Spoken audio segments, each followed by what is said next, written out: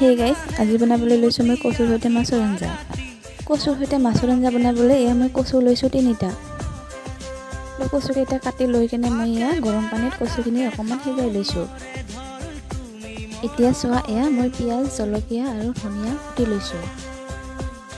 এতিয়া কেৰাহীত তেল দি পিয়াজখিনি দি অকমান টাইম এনেকৈ পিয়াজখিনি মই ভাজি থাকিলো। তো এতিয়া মোৰ পিয়াজ ভাজা হৈ গ'ল, তো কচুখিনি দি দিলো। কচুখিনি অকমান ভাজা হোৱাৰ পিছত এয়া মই হালধি আৰু নিমখখিনি একেবাৰে দি দিলোঁ। দি এনেকৈ অকমান টাইম ভাজি থাকিম। এতিয়া অকমান ভাজা হোৱাৰ পিছত এয়া মই পানীখিনিও একেবাৰে দি দিলোঁ। পানীখিনি দিয়া হৈ গ'ল। এতিয়া আঞ্জাখন উতল আহিব ধৰিছে। লগত মই এয়া একেবাৰে মাছখিনিও দি দিলোঁ। তো মাছখিনি দিয়া হ'ল মোৰ। তো এতিয়া ধুনীয়াকৈ আঞ্জাৰ লগত মাছখিনি উতল আহি আছে। শেষত মই ধনিয়াৰ পাত কেইটামান ছটিয়াই দিলোঁ। চাওক আঞ্জাখন কি ধুনীয়া কালাৰ এটা আহিছে। তো এয়া মোৰ আঞ্জা হৈ গ'ল। তো